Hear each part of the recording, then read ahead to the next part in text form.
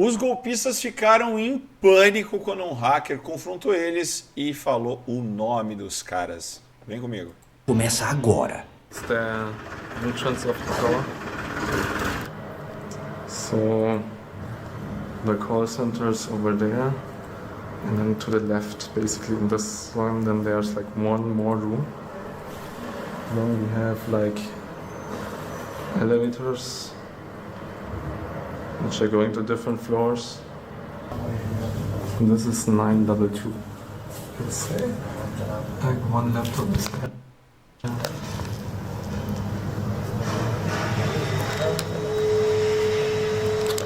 Otherwise it's quite empty. So, hello. So it's, I guess it's this one, because like nobody's there. Tá de sacanagem. Like, then, O cara foi lá mesmo. probably it's this one. So here's like more, but like this is not the one, I guess. Like proper offices. Like I send my friend if it's the right location, you know. I just tell him, you know, this looks like the one. Maybe it's the one. But can I, like I'll click a picture of that so that he knows like. I think they work in night. Yeah, probably, yeah. Yeah, they are not available right now. Yeah. So you can do one thing. You can contact someone. Do you have any contact number? Contact details? From them, not no. No. No contact number. They work in dark mode now. Like, they will not give any contact number.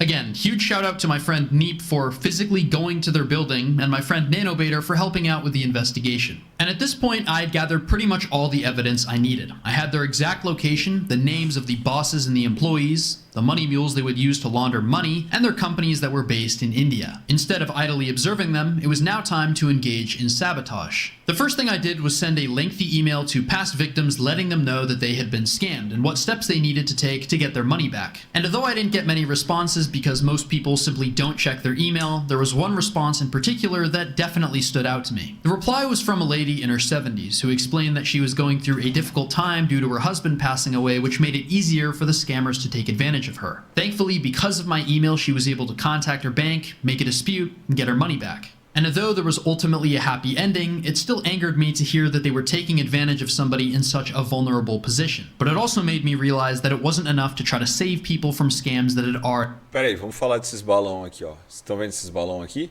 Esse aqui. Estão vendo? O que é isso? Festinha na firma do golpe? Employer branding no golpe? happened. I needed a way to effectively stop them from occurring in the first place. And in this case, I decided that the most effective thing to do was a call flooding attack. This involves sending dozens of automated phone calls every single second directly to the scammer's phone system, which will overload all their available phone lines and make it impossible for anyone else to reach them. As long as I'm flooding them, every time the scammers pick up the phone, instead of being greeted with a real person, they'll instead have their ears blasted with an extremely loud screaming noise that will not only annoy them, but hopefully make them reconsider their life choices. 1, 2, 3. It started.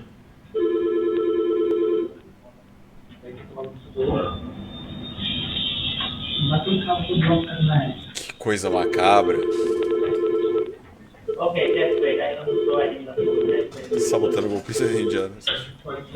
Oi, achei que isso aí só acontecia em filme.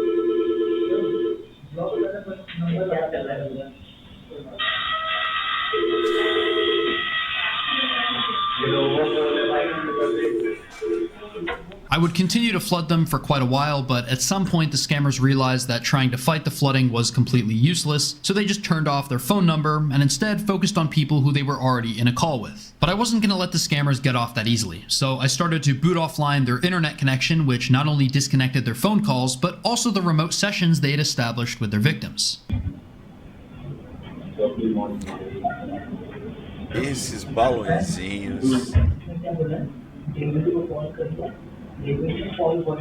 O parceiro chutando. But after the continuous call flooding and booting of their internet, I think the scammers finally realized that something wasn't right, because they started pointing at the CCTV with the realization that they were probably hacked. Olha lá o preocupado. And the next day, unsurprisingly, they disconnected all of their cameras and never reconnected them. But the scammers forgot about one critical thing: their computers. And since I had pretty much done everything I could do, I decided it was finally time to confront these scammers by telling them their real names and all their information. Calling support, how may I help you? Yeah, who am I talking to? Is this David from Geek? It's David? Are you sure your name's David? Yeah. Your name is David. Because I'm 90% sure that your name is not David. In fact, I know it's not David. May I know what is your concern, sir? Yeah, my concern is that you're in a scam call center, Sindhu. So let me ask you a few questions. Firstly, how did you join this scam call center? And how much do you get paid? Thanks for holding the line. Yeah. Presta atenção aqui em cima, ó. Tava jogando sudoku. Who am I speaking to? Who's this? This is Edward. Yeah, I'd like to Yes? speak to Praful, please. I believe I was just speaking to Sindhu. Who are you? Who am I? I'm somebody who's been investigating your scam call center, and I want to ask some questions. I'm gonna be real with you, okay? I know everybody in your office. I know Shashi, Sindhu, Sparsh, Devesh, everybody in your office, okay? I know Praful, Sarika. I know you're in the Noida 1 building. I know the room that you're in. So just give it to Praful, because you're not going to be able to answer any of the questions I'm going to ask. No, you are not calling at the right place, I'm not? I think. I'm not calling at the right place? So do you know what the KLJ Noida 1 building is? Do you know Unit 922? You ever heard of that? No. You've never heard of Unit 922 before? No, sir. Really? Right now you are connected with the call. Yeah. So you've never heard of Unit 922, and you've never heard of Story Design. You know, we sent somebody up to your building. You know that, right? Somebody took photos of your office. I think you know what Unit 922 is. And after this, they hung up the phone, but I was still able to capture this audio of their reactions to finding out that they've been hacked.